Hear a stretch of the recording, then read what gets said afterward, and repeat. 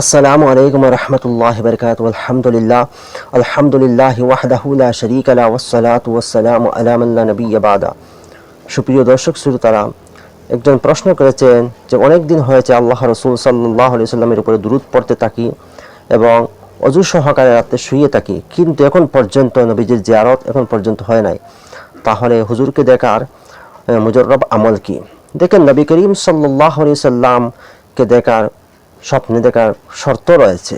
আপনি যে আমলটি করতেছেন সেটা অনেক ভালো, দুরূদ শরীফ পড়তেছেন সেটাই ভালো, আপনি অযু সহকারে রাতে শুয়ে থাকেন সেটাই ভালো, কিন্তু আরও ইম্পর্টেন্ট দুইটা শর্ত রয়েছে। যেমন একটা শর্ত রয়েছে যে আপনি আপনার চোখকে পবিত্র রাখতে হবে। যত রকমের হারাম কাজ রয়েছে সমস্ত হারাম কাজ থেকে আপনি আপনার চক্ষুকে পবিত্র রাখতে হবে, এবং আপনার যে শরীর, সেই শরীরকে আপনি হারাম কাজ থেকে আপনি পবিত্র রাখতে হবে। আপনি যে কাপড় গায়ের মধ্যে লাগিয়েছেন সেটাও পবিত্র হতে হবে। পবিত্রতার দিক দিয়ে দুইটা কথা রয়েছে। বাহ্যিক পবিত্রতা সেটা তো আপনি অর্জন করবেই, কিন্তু যে ভিতরে যেটা পবিত্র সেটা আপনি পবিত্রতা অর্জন করতেই লাগবে।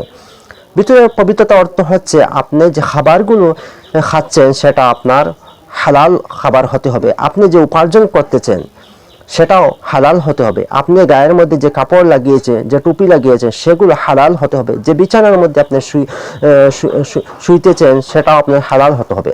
এই শর্তগুলো আপনার মধ্যে থাকতে হবে, নতুবা আপনি নবী করিম সাল্লাল্লাহু আলাইহি সাল্লামকে আপনি দেখতে পারবেন না, এবং আপনার চক্ষুকে সমস্ত হারাম কাজ থেকে আপনি বাঁচাতে লাগবে।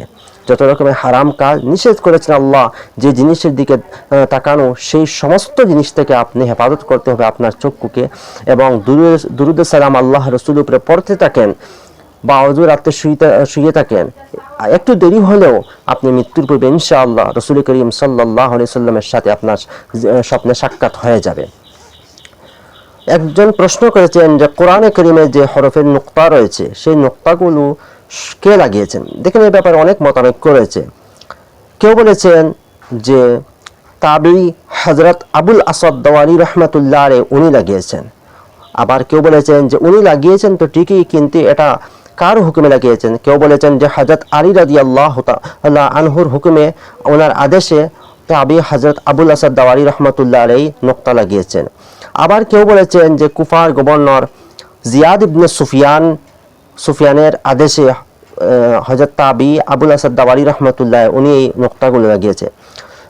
সংক্ষিপ্ত কথা হচ্ছে, দেখেন, আদেশের ব্যাপারে তো মতানৈক্য রয়েছে, কিন্তু কোরআনে কারীমের নুক্তা যেগুলো সেটা হযরত আবুল আসাদ দাওয়ালি রাহমাতুল্লাহ আলাইহি উনি লাগিয়েছেন। হ্যাঁ, ওনাকে যারা আদেশ করেছেন এর ব্যাপারে মতানৈক্য রয়েছে। কেউ বলেছেন হযরত আলী, কেউ বলেছেন আমির জিয়াদ ইবনে সুফিয়ান, যাই হোক।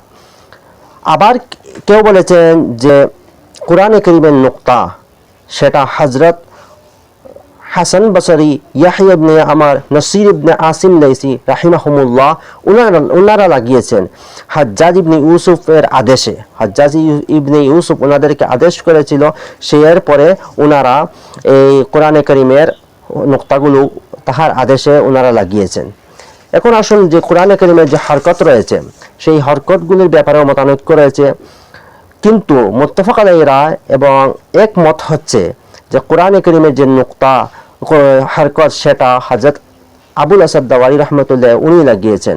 কেউ বলেছেন যে হাজ্জাজ ইবনে ইউসুফের আদেশে হযরত হাসান বসরি, ইয়াহইয়া ইবনে আমার, নসির ইবনে আসিম লাইসি ওনারা লাগিয়েছেন, কিন্তু একমত হচ্ছে যে কোরআনে কারীমের হরকতগুলো তাবেঈ হযরত আবুল আসাদ দাওয়ালি রাহমাতুল্লাহ আলাইহি উনি লাগিয়েছেন। আল্লাহু আ'লাম।